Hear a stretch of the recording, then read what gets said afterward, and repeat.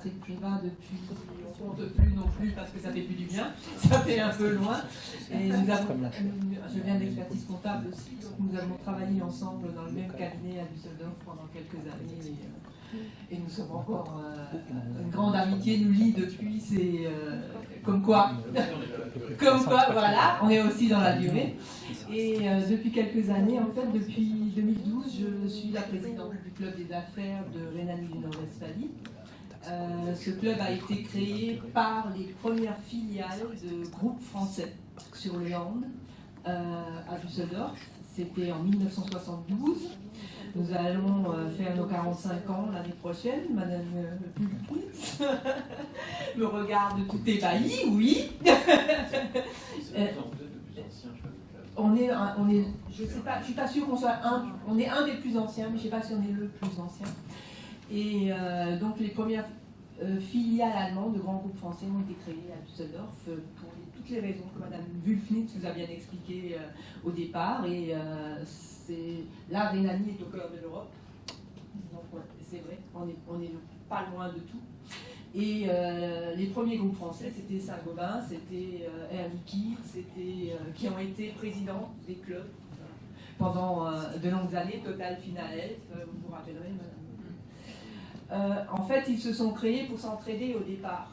Il y avait aussi des cabinets, donc les grands cabinets d'expertise comptable, les cabinets juridiques, parce que quand on se lance dans cette aventure, on a besoin de se filer pour démarrer. Il y avait toutes les banques françaises à Düsseldorf à cette époque, ce qui n'est plus le cas aujourd'hui.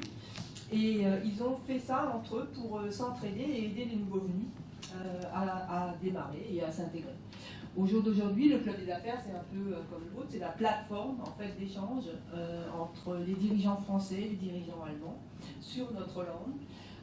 Quand je dis notre langue, c'est pas pour rien, c'est vrai, nous avons des relations très fortes avec le gouvernement qui est très très francophile. Tant les agences de promotion que la chancellerie, la ministre-présidente, le Parlement, le NRW International qui travaille en l'autre sens qu'NRW Invest, c'est-à-dire qui soutient les sociétés allemandes qui vont travailler en France, ou qui essayent, de se lancer en France. Et le club des affaires fait des conférences avec des dirigeants de grandes sociétés françaises ou allemandes, plus petites, qui ont fait un parcours intéressant. D'ailleurs, j'ai eu le plaisir de retrouver M. Ginestel ici ce soir, qui est venu faire une soirée au club il y a quelques années.